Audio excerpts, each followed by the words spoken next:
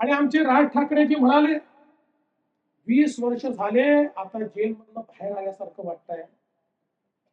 म्हणजे मातोश्रीहून शिवतीर्थावर गेले, शिवतीर्थ जेल समजायचं.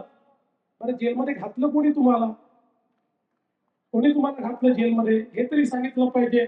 आणि कुठल्या गुन्ह्यामध्ये गेला होता आणि आता शिक्षा संपली का? खरं म्हणजे आज ज्यावेळी अनेक लोकांनी ते बघितलं, मी तर नाही बघितलं, मी आपले कार्यक्रम करत होतो.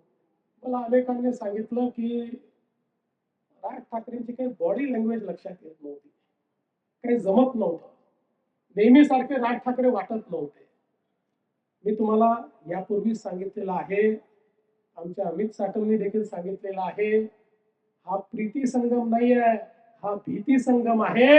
या ठिकाणी महायुतीच्या भीतीमुळे आता हे एकत्रित आलेले आहेत. याच्यामध्ये कुठलीही प्रीती नाही आहे, हे आपण लक्षात घेतलं पाहिजे. आज खरं म्हणजे मी ज्यावेळी आपल्या समोर आलो त्यावेळी सकाळी एक वचननामा जाहीर झालाय. मला आश्चर्य वाटतं, काल आई जिजाऊंची जयंती होती, कालही हा वचननामा जाहीर करता आला असता. पण अलीकडच्या काळामध्ये ज्यांना वंदे मातरमची एलर्जी आहे अशा लोकांसोबत आमचे काही जुने मित्र बसायला लागले. त्यामुळे त्यांना आता कशा कशाची एलर्जी आहे हे मला या ठिकाणी सांगण्याचं कारण नाहीये. आणि म्हणून आज आमचे मामू मामू म्हणजे आम्ही सांगितलं ते मामू म्हणत नाही मी, माजी मुख्यमंत्री आमचे मामू उद्धवजी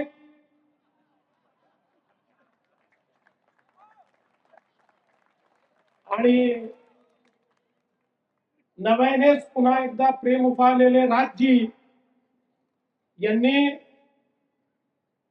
एक वचननामा या ठिकाणी जाहीर केला. पहिल्यांदा तर मी एकच सांगू इच्छितो, वचननामा देण्याचा अधिकार हा हिंदू हृदय सम्राट शिवसेना प्रमुख बाळासाहेब ठाकरेंना होता. आज जाहीर झालेला वचननामा नाही, तो वाचून नामा आहे. वचननामा नाही आहे, तो वाचून नामा आहे. पण त्यांनी काय वाचलं हे त्यांना देखील माहिती नाही. याचं कारण आपण बघा, एका वाहिनीने 2017 सालच्या यांच्या आश्वासनाच्या संदर्भात एक फॅक्ट चेक केला आणि त्या फॅक्ट चेक मध्ये 17 साली यांनी जे 5 वचन दिले होते त्यातलं एकही वचन यांना पूर्ण करता आलं नाही, असं फॅक्ट चेक मध्ये त्या वाहिनीने त्या ठिकाणी दिलं. मला आश्चर्य वाटतं, जर आपल्याला खोटंच बोलायचंय तर आईच्या चरणी कशाला ठेवायचा? खऱ्या अर्थानं हे ज्यावेळेस वचननामा करायला बसले त्यावेळेस मला सांगितलं की काहीतरी आपापसात बोलत होते. मग मी माहिती काढली तर त्या ठिकाणी ते काय बोलत असतील, झूठों ने झूठों से कहा सच बोलो, झूठों ने झूठों से कहा सच बोलो. अरे भाई, 2 भाइयों का ऐलान हुआ, सच बोलो. घर के अंदर झूठों की एक मंडी है, दरवाजे पर लिखा है सच बोलो. अशा पद्धतीनं पुन्हा एकदा या ठिकाणी 25 वर्ष काम केल्यानंतर नव्याने त्याच त्या गोष्टी सांगताना नाही जनाची मनाची तर वाटली पाहिजे. आता बघा, ते 2 युवराज त्या ठिकाणी परवा एक कुठला तरी शो करत होते, राहुल गांधी सारखी स्क्रीन लावली होती, राहुल गांधींसारखे एरझऱ्या करत होते, काहीतरी बोलत होते. आणि मला कोणीतरी सांगितलं, म्हणत त्यांनी असं म्हटलं की या ठिकाणी मुंबईमध्ये चांगल्या प्रकारचे शौचालय देखील नाही. आता आम्हाला काय विचारतो, घरी जाऊन बाबांना किंवा काकांना विचारा, 25 वर्षामध्ये मुंबईमध्ये शौचालय पण का तयार झाले नाहीत याचं उत्तर आम्ही द्यायचं की बाबांनी काकांनी द्यायचं? पण खऱ्या अर्थानं आपण एक लक्षात घ्या की आज या ठिकाणी जो वचननामा आलेला आहे त्यात वचनही नाही आहे, त्यात नामही नाही आहे, त्यात काही होणारही नाही आहे. त्यांनाही हे माहिती आहे की आपण जे बोलतोय ते करण्याची संधीच आता जनता आपल्याला ठेवणार नाही आहे. 25 वर्ष खूप संधी मिळाली, आता याच्या पुढे ही संधी नाही आहे. आणि आमचे राज ठाकरे जी म्हणाले 20 वर्ष झाले आता जेलमधनं बाहेर आल्यासारखं वाटतंय. म्हणजे मातोश्रीहून शिवतीर्थावर गेले, शिवतीर्थ जेल समजायचं. बरं जेलमध्ये घातलं कोणी तुम्हाला? कोणी तुम्हाला घातलं जेलमध्ये हे तरी सांगितलं पाहिजे. आणि कुठल्या गुन्ह्यामध्ये गेला होता आणि आता शिक्षा संपली का? खरं म्हणजे आज ज्यावेळी अनेक लोकांनी ते बघितलं, मी तर नाही बघितलं, मी आपले कार्यक्रम करत होतो, मला अनेकांनी सांगितलं की राज ठाकरेंची काही बॉडी लँग्वेज लक्षात येत नव्हती, काही जमत नव्हतं, नेहमीसारखे राज ठाकरे वाटत नव्हते. मी तुम्हाला यापूर्वी सांगितलेलं आहे, आमच्या अमित साटमनी देखील सांगितलेलं आहे, हा प्रीती संगम नाही आहे, हा भीती संगम आहे. या ठिकाणी महायुतीच्या भीतीमुळे आता हे एकत्रित आलेले आहेत.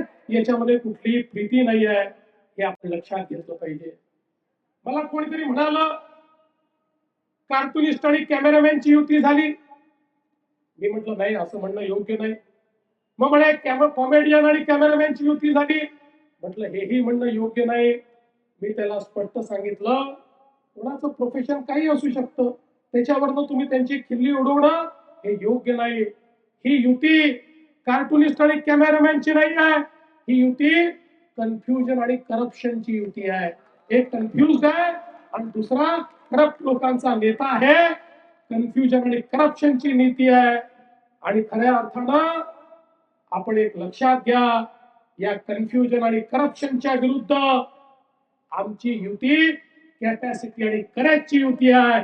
या मुंबईला बदलण्याचा एक ध्यास घेऊन या ठिकाणी आता आम्ही युती केली आहे.